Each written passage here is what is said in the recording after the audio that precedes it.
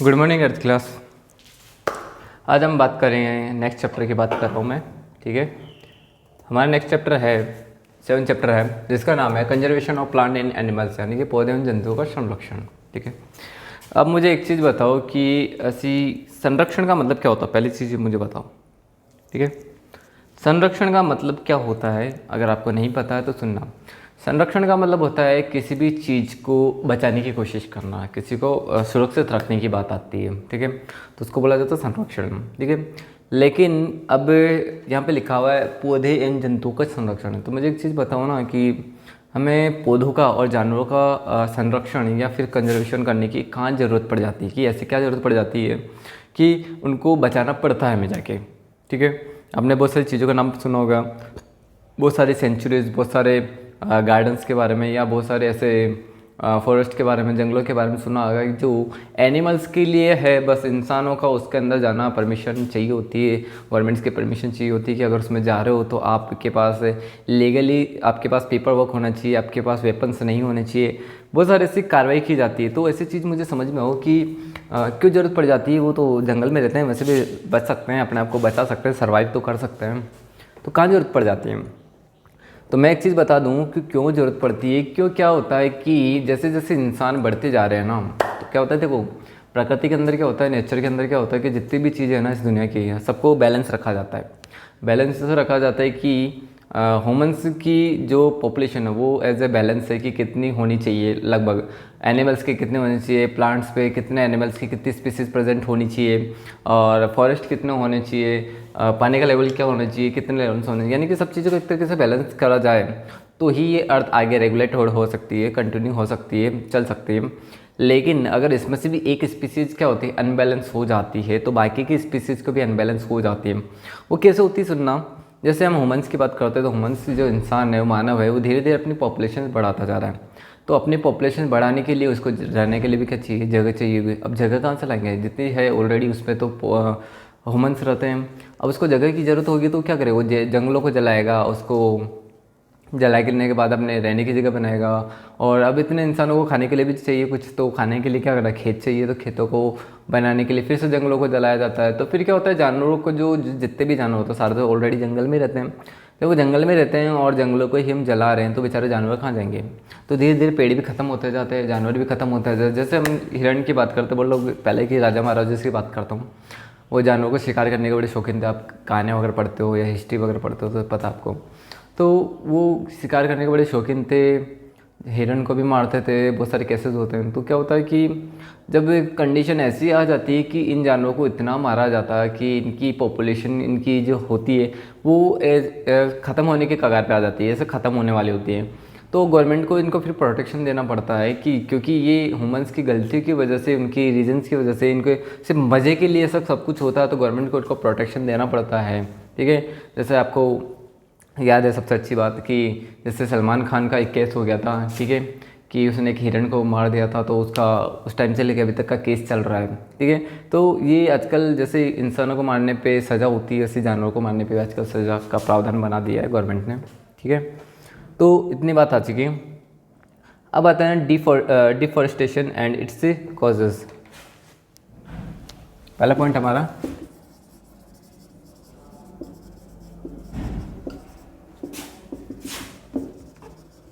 Causes.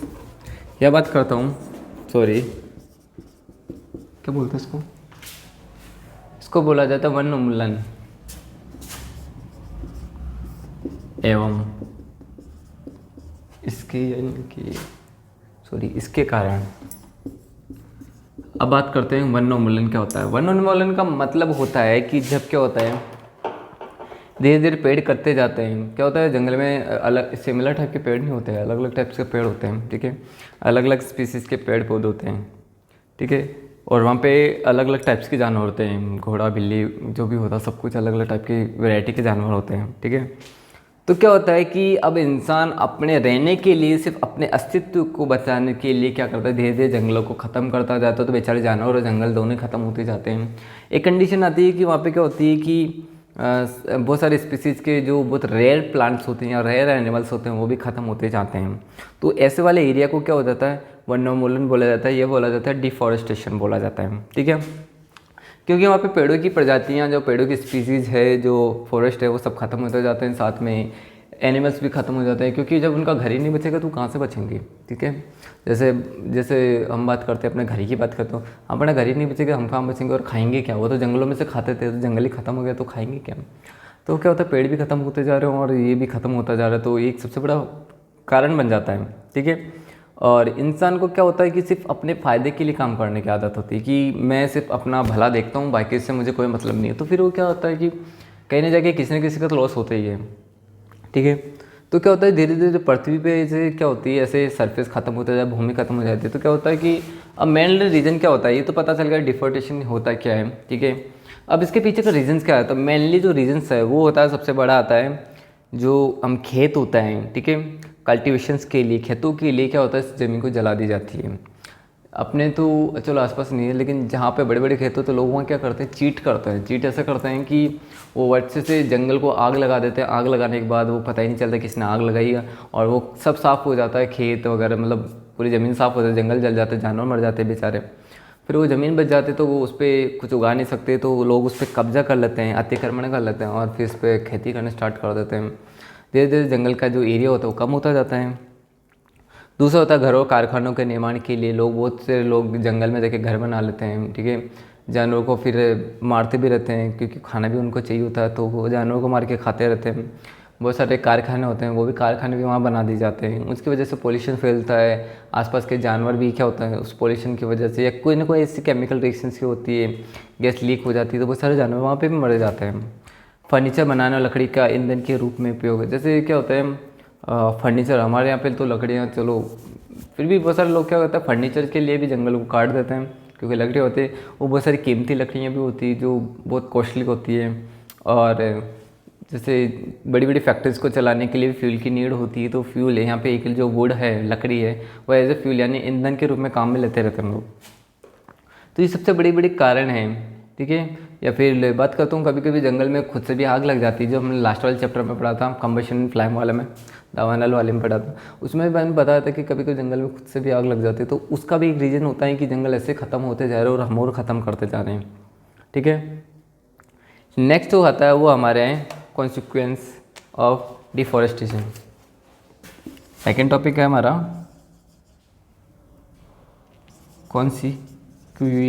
consequences of deforestation।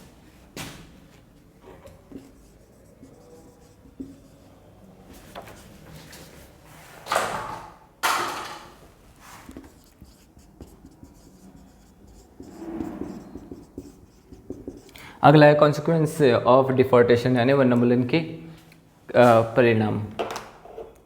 तो देखो क्या होता है कि देखो हमारे क्या होता है, जितनी ज़्यादा देखो अर्थ पे क्या होता है, नेचर क्या होता है, एकदम तो बैलेंस होता है, स्टार्टिंग में कहा था। तो हमारे यहाँ पे जितनी भी गैसेज है ना, वो सब भी बैलेंस है। तो यहाँ पे क्या होता है कि जैसे ह्यूमंस जितने पहले पॉपुलेशन में बैलेंस थी, तो हम सांस लेते थे तो हम ऑक्सीजन अंदर लेते थे, तो कार्बन डाइऑक्साइड हम रिलीज़ करते थे। और पेड़ इसका जस्ट ऑपोजिट करते हैं, वो कार्बन डाइऑक्साइड को लेते थे और ऑक्सीजन रिलीज करते थे। तो क्या होता है कि ये जो गैसेस होती थी तो दोनों बैलेंस होती थी। ठीक है, लेकिन अब क्या हो गया, पेड़ पौधे तो हो गए कम। ठीक है, और इंसान बढ़ के ज़्यादा, यानी कि वो ऑक्सीजन को तो ज़्यादा लेते हैं और उतनी कैटेगरी में या उतनी ही क्वांटिटी के अंदर क्या करते हैं, कार्बन डाइऑक्साइड को रिलीज़ करता है। और पेड़ उतने है बचे नहीं, तो कार्बन डाइऑक्साइड को तो एब्जॉर्ब नहीं कर पाते हैं, और एब्जॉर्ब नहीं कर पाते तो उसको कन्वर्ट भी नहीं कर पाते हैं। यानी कि अगर मैं बात करता हूँ कि जैसे 30% अगर हमने कार्बन डाइऑक्साइड रिलीज़ करी, तो पेड़ पौधे ज़्यादा से ज़्यादा 5% ही ले पा रहे हैं। बाकी जो 25% क्या होती है हमारे एनवायरनमेंट में बढ़ती जा रही है। अब कार्बन डाइऑक्साइड बढ़ने से क्या लॉस होता है, कार्बन डाइऑक्साइड बढ़ने से क्या होता है, हमारी जो होती है, आई थिंक आपने ग्रीन इफेक्ट के बारे में सुना, ग्रीन हाउस इफेक्ट का। ग्रीन हाउस इफेक्ट की तरह ही वर्क करता है हमारा एनवायरनमेंट। इसमें से क्या होता है कि जहाँ पे ऑक्सीजन बढ़ती जा रही है, तो क्या होता है कि जब से ये अंदर से सनलाइट अंदर आती है, सनलाइट अंदर आने के बाद वो बाहर नहीं जा पाती है। ठीक है, तो अंदर का टेम्परेचर ऑलरेडी क्या करती है, ये गैस जो होती है, ये जो लेयर बनी ना, ये लेयर बनती है हमारे CO2 की, कार्बन डाइऑक्साइड की एक लेयर बना देते हैं। लेयर बन जाती है तो क्या होती है, ये ये सनलाइट को तो अंदर आने देती है, सूरज की लाइट को, लेकिन इसको बाहर नहीं जाने देती है। जब बाहर नहीं जाने देते तो हमारे अंदर क्या होता है कि यहाँ से गर्मी बढ़ना स्टार्ट होती है। जब गर्मी बढ़ती है तो क्या होता है कि हमारा क्या होता है, जितने आइस जो होती है हमारे आइसलैंड की, यानी कि नॉर्थ की, नॉर्थ के अंदर कितनी सारी बर्फ़ जम रही है, जितने बड़े बड़े पहाड़ जमे बर्फ़ के सारे धीरे धीरे पिघलते जा रहे हैं। तो इससे क्या हो रहा है, जो हमारा जो ओशन का जो लेवल है पानी का, वो लेवल भी क्या होता है, बढ़ता जाए, क्योंकि जितने भी पहाड़ जैसे बड़े बड़े बर्फ़ है वो ज़्यादा धीरे धीरे पिघल रही है। पिघलने से वो पानी बनता, पानी ने जाके कहाँ मिल रहा है, हमारा ओशन में मिल रहा है। तो ओशन का जो लेवल है पानी का, वो भी धीरे धीरे इंक्रीज़ होता जा रहा है। तो हमारे सबसे बड़ा लॉस तो यही है कि हम जिस लैंड पे रहते हैं वो लैंड भी पानी के अंदर डूब जाएगा, जो सतह है वो पानी में डूब जाएगी। ठीक है, और बहुत सारे कारण हैं, और भी बताता हूँ मैं आपको। और दूसरी चीज़ ये है कि जब हमारे पेड़ पौधे ही नहीं बचेंगे तो हमारा पानी भी कहाँ से बचेगा, क्योंकि पीने का पानी किससे आता है, हमेशा याद रखना, बादल वहीं बरसते सबसे ज़्यादा जहाँ पर क्या होता है, पेड़ पौधे होते हैं। ठीक है, पता नहीं आपस में क्या कॉम्बिनेशन है इनका, पर ऐसा ही होता है कि जहाँ पेड़ पौधे ज़्यादा होते हैं, हरियाली ज़्यादा होती है, पेड़ बादल भी ज़्यादा होते हैं, वहीं बरसते हैं। तो क्या होता है कि अगर मैं सपोज़ करता हूँ ये पेड़ है, तो इसकी क्या होती है, रूट्स ऐसे ज़मीन में घुसी होती है, ऐसे होती है रूट्स इसके, पता नहीं कितने सारे निकले हुए रहते हैं। तो ये क्या करती रहती है, रूट्स का काम होता है पानी को एब्जॉर्ब करने का। तो ये क्या होता है, हमारे जो नीचे वाला जो लेवल का पानी होता है अर्थ के नीचे, ये सरफेस बात करता हूँ अर्थ की, यानी कि पृथ्वी की सतह की बात करते हैं, पृथ्वी की सतह, ये यहाँ पे रूट्स आ गई है यानी कि जड़ें, और ये हमारे जल स्तर, भूमिगत पानी, यानी कि जो मिट्टी के अंदर जो नीचे होता है हमारा, जो ट्यूबवेल वगैरह खोद के निकलवाते हैं वो वाला पानी होता है। तो ये रूट्स क्या करती है, पानी को जैसे डेप्थ में जाती है तो पानी को क्या करती है, एब्जॉर्ब करके उनको ऊपर खींचती रहती है। तो पानी ऊपर खींचने की वजह से हमारी ये जो मिट्टी होती है ना, ये वाली, ये देखो रूट्स क्या करती है, पानी को ऊपर खींचती रहती है। एब्जॉर्ब करेगी तो ऑब्वियसली पानी को ऊपर खींचेगी, तो पानी ऊपर चढ़ेगा। ठीक है, पानी ऊपर चढ़ेगा तो क्या होगा, यहाँ वाली मिट्टी क्या होती है, हमेशा नमी रहती है, ऐसे नमी रहती है। ठीक है, और ये पानी भी क्या होता है, ऊपर चढ़ जाने की वजह से हम इजीली ड्रिल करके बोरिंग करके पानी निकाल लेते हैं। ठीक है, और ये मिट्टी की नमी बनी रहती है, इससे मिट्टी क्या होती है, फर्टिलाइजेशन कंटिन्यू होता रहता है, मिट्टी की उर्वरकता बनी रहती है, तो मिट्टी ख़राब नहीं होती है। ठीक है, ज़मीन ख़राब नहीं होती तो उस पर खेती आसानी से हो जाती है। लेकिन क्या होता है कि लेकिन अगर इस पेड़ को ही काट दूँ, इस पेड़ को ही काट दिया, अब यहाँ पे पेड़ है ही नहीं, अब पेड़ ही नहीं है तो इसकी रूट्स कहाँ से होगी, जब रूट्स ही नहीं होगा तो पानी को ऊपर कौन खींचेगा, और पानी नहीं खींचेंगे तो क्या होगा, पानी और नीचे चला जाएगा। अब और नीचे चला गया तो यहाँ की मिट्टी की तो नमी रही ही नहीं, अब इसमें कोई नमी है ही नहीं। ठीक है, अब नमी नहीं है तो ये मिट्टी सूख गई, और मिट्टी सूख गई तो फर्टिलाइजेशन ख़त्म, यानी कि क्या होती है, बंजर ज़मीन होगा। अब इसकी खेती ही नहीं हो सकती है। अब ऐसी ज़मीन का क्या करेंगे जिस पर खेती ही नहीं हो सकती। तो एक और लॉस हमारा सबसे बड़ा यहाँ होता है, यानी कि हम अपने लिए खुद ही कर रहे हैं, और ऐसे में क्या होता है, सूखा पड़ जाता है। सूखा पड़ना तो सूखा पड़ जाएगा, फिर पानी की समस्या आ जाएगी। वैसे बहुत सारी जगह पे हो रखा है, ज़्यादातर सूखी जगह पे जहाँ पे पेड़ पौधे नहीं होते सबसे ज़्यादा दिक्कत वहीं आती है, क्योंकि वहाँ पेड़ पौधे नहीं तो पानी बहुत ज़मीन में नीचे चला जाता है, और ज़मीन में चला जाता है तो क्या होता है, ये सबसे बड़ा खतरा हो जाता है। और दूसरी बात है जो हमारा सॉइल इरोजन होता है, यानी कि मृदा अपरदन की बात करते हैं।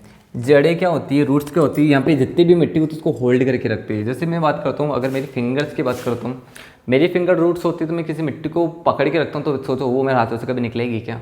ठीक है, मेरे अगर उस मिट्टी को अच्छे से उठाता हूँ, ऐसे मुट्ठी भर के उठा लेता हूँ, ऐसे मतलब पूरा पैक नहीं करूँ, हल्का सा भी करूँ तो भी मेरी इस वाली जगह पे बहुत सारी मिट्टी पैक हो जाती है। ठीक है, पैक हो जाती है, वो कभी निकल के नहीं गिरती। तो ऐसे बहुत सारे पेड़ होते हैं, तो ऐसे क्या होता है, मिट्टी को होल्ड करके रखते हैं, जितने भी सोइल्स होते हैं उसको होल्ड करके रखते हैं, पकड़ के रखते हैं। लेकिन जैसे पेड़ कट जाते हैं तो उनके तो क्या होता है, ये जड़ें इन चीज़ों को होल्ड करके क्यों रह गई, ये तो सूख जाती है, अंदर के अंदर ही सूख जाती है। तो मिट्टी यहाँ से देखो, अब मैं इसको रख रखा था, अब मेरी जड़ें नहीं बची, तो बताओ उस मिट्टी को होल्ड करके नहीं रखूँगा तो बरसात का पानी जैसा आया, ये तो मिट्टी क्या होगी, पानी के साथ दलदल बन जाएगी, और दलदल बनने के बाद तो क्या होती है, मिट्टी कीचड़ बन के ऐसे टूट टूट के बिखर के जाने लग जाती है, यानी कि सॉइल इरोजन होता है। तो एक और लॉस हमारे ये होता है। और धीरे धीरे यहाँ पे एक और चीज़ बताई थी, यहाँ पे भूमि क्या होती है, सूखती जाती है, ख़राब होती जाती है, बंजर होती जाती है, और फिर यहाँ पे क्या होता है, रेगिस्तान जैसा बन जाता है, मरुस्थल बन जाता है, जिसको हम क्या बोलते हैं, नॉर्मल सी लैंग्वेज में इसको बोलते हैं डिजर्टिफिकेशन, यानी कि मरुस्थलीकरण बोल देते हैं। इतनी बात समझ में आ गई है, यानी कि हम अपने लिए गड्ढे खोदते हैं। सही बात बताऊँ ना, कि हम ये सब नुकसान कर रहे हैं, हम सोचते हैं कि हमारा थोड़ा सा फ़ायदा हो जाए, यानी कुछ लालची लोग ऐसे तो सोचते हैं हमारा थोड़ा सा फ़ायदा हो, लेकिन उसके थोड़े से फ़ायदे के पीछे कितनी जो होती है पॉपुलेशन या जितने जानवर तो सारे के सारे मारे जाते हैं। ठीक है, जैसे बहुत सारे लोग क्या होते हैं, शौकीन होते हैं लेदर के कपड़े पहनने के, लेकिन उसके लेदर के कपड़े पहनने के चक्कर में कितने सारे जानवर बेचारे मारे जाते हैं। ठीक है, और जो उन जानवरों को मार के लेदर के कपड़े बनाता है, वो भी तो अपना बेनिफिट देखते हैं कि मैं थोड़ा सा फ़ायदा अच्छा से लेदर का फ़ायदा बना लेता हूँ। तो फ़ायदा बनाने के लिए वो कितने जानवरों को मारता है, वो मारने के बीच में वो थोड़ा सा फ़ायदा कमाने के लिए किसी अच्छे इंसान को लेदर के कपड़े में, आपके पास इंसान बनाए तो आप अच्छे कपड़े पहनो ना, क्या लेदर के कपड़े पहने होते हैं शौकीन के लिए। लोग मगरमच्छ को मार के उनकी जो चमड़ी होती है, जो चमड़ा होता है, लेदर होता है, उसके जूते बनवाना सबसे ज़्यादा पसंद करते हैं, बेल्ट बनवाना पसंद करते हैं। तो जानवरों को मार मार के क्या करना होता है, ठीक है। आज तो इतनी बुरी कंडीशंस होगी कि लोग इंसान के लेदर के कपड़े पहनते हैं यार, जूते पहनते हैं, पर्स बनवाते हैं। तो ये उससे बुरी कंडीशन चल रही है आज के टाइम में, ठीक है। तो ये चैप्टर बड़े देखा जाए तो बड़ी इंपॉर्टेंट तरीके से आपके लिए बड़ा मायने रखता है। इसलिए हमें बोला जाता है कि पेड़ लगाओ ताकि हम अपने एनवायरनमेंट को बचा सकें। गवर्नमेंट कितना कर सकती है, क्योंकि गवर्नमेंट ही सब कुछ नहीं कर सकती, क्योंकि गवर्नमेंट के पीछे हम भी बैठे हैं। हमें भी देखना होता है हमारे पीछे क्या चल रहा है। आगे बात चलते हैं। नेक्स्ट टॉपिक है हमारा conservation of forest and wild life, that means वन्य एंड वन प्राणियों का संरक्षण, ठीक है। तो इतनी बात समझ में आई कि क्यों हमें, अभी जितनी बातें बताई तो अब समझ में आया कि गवर्नमेंट इतना सोच के क्यों चलती है कि हमें क्यों करना होता है। तो क्या होती है कि ऐसी प्राइवेट एजेंसी होती है या फिर ऐसे बहुत सारे प्राइवेट सोसाइटीज़ होती है या गवर्नमेंट्स ही अपने हाथ में ले लेती कि इनको मुझे बचाना होगा या इस प्रजातियों को बचाना होगा, संरक्षित करना पड़ेगा। क्योंकि लाइफ की साइकिल बनाने के लिए उनका भी कहीं ना कहीं रोल होता है। क्योंकि अगर मैं बात करता हूँ उनकी जीवन का चक्र बताता हूँ, तो जीवन के चक्र में हर एक इंसान का एक न एक रोल होता है। अगर वही ख़त्म हो जाए तो रोल क्या होता है, ख़त्म हो जाए। जैसे मैं बात करता हूँ, जैसे हिरण वगैरह, जेबरा वगैरह, इनकी क्या होती है, पॉपुलेशन जल्दी बढ़ती जाती है। तो इनको बैलेंस करने के लिए क्या होता है, जानवरों को बनाया ऐसे क्या होते हैं, मांसाहारी जानवरों को बनाया, ठीक है, वाइल्ड लाइफ एनिमल्स को बनाया, जो क्या करते हैं, इनको मार के खाते रहते हैं। तो क्या होते हैं, जेब्रास की या फिर हिरण की बात कर सकता हूँ, ठीक है, डियर्स की, इनकी पॉपुलेशन बैलेंस रहती है। इधर जो शेर वगैरह होते हैं, जो वाइल्ड लाइफ एनिमल्स होते हैं, उनकी भी पॉपुलेशन बैलेंस होती रहती है, कंट्रोल, ये पैदा होते रहते हैं, इनको खाते रहते हैं, ये घास को खाते रहते हैं, तो ये प्रकृति को भी बैलेंस करते जाते हैं। लेकिन अगर इनमें से एक मान लेता हूँ, एक स्पीसीज हटा देता हूँ, मान लेता हूँ जंगल हटा देता हूँ, या फिर बात करता हूँ चलो जेब्रा को हटा दें, जेब्रा हटा दूंगा तो कौन रहेगा, खत्म हो जाएगा कौन, शेर वगैरह, ये किसको खाएंगे, ये भी तो दूसरे जानवरों को खाएंगे, तो ठीक है, नहीं तो फिर ये भी खत्म होते जाएंगे धीरे धीरे। अब ये खत्म हो जाएंगे तो जंगल क्या होगा, जंगल की भी क्या होती है, घास फूस को इनको जानवर खाते रहते थे, अभी पेड़ बढ़ जाएंगे, ये बढ़ जाएंगे, तो बाकी की प्रजातियाँ भी खतरे में आ जाती है। आई बात समझें। तो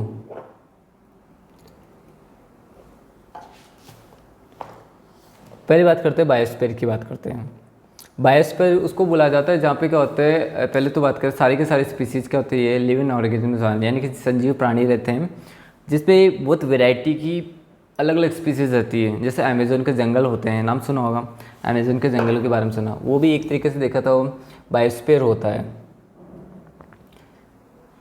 अब क्या होता है कि गवर्नमेंट इन सब चीज़ों को बचाने के लिए बहुत सारे रूल्स बना देती है, बहुत सारे फॉलो करवानी पड़ती है, बहुत विधियाँ होती हैं, नीतियाँ होती हैं। इनको बचाने के लिए हर तरीके से पॉसिबिलिटीज़ कर दी जाती है। इसके लिए वो सेंचुरीज बनवाती है, पार्क बनवाती है, रिजर्व बनाती है। इन सब का अलग अलग काम होता है कि इनसे बचा कैसे सकते हैं जानवरों को, और इनसे बचाने का एक देखा जाए तो ये सिर्फ प्रयास चल रहा है, एक्चुअल में बचने के चांसेस कितने होते हैं। फिर भी क्या होते हैं, लोग इनमें चोरी छुपके घुस जाते हैं, जानवरों का शिकार कर देते हैं और मार के खा लेते हैं, या फिर इनको बेच देते हैं थोड़े से फ़ायदे के लिए। तो कहीं ना कहीं इस चीज़ का तो नुकसान चल ही रहा है। ऐसा टाइम भी आएगा फिर कि जब ये जानवर ही ख़त्म हो जाएंगे, उसके बाद लोग क्या करेंगे, इंसान को बेचेगा, मार के खाएगा। आगे बात समझें। तो आज का तो एक छोटा सा चैप्टर था, तो थोड़ा आई थिंक समझ में बहुत अच्छा से आ गया होगा। और डाउट्स रहते हैं तो आई थिंक आपको न्यूज़ मिल चुकी है कि आप 21 सितंबर से आ सकते हो स्कूल में, जस्ट क्वेरीज़ के लिए, क्वेश्चन के डाउट्स है, प्रॉब्लम्स है, तो सिर्फ उनके लिए।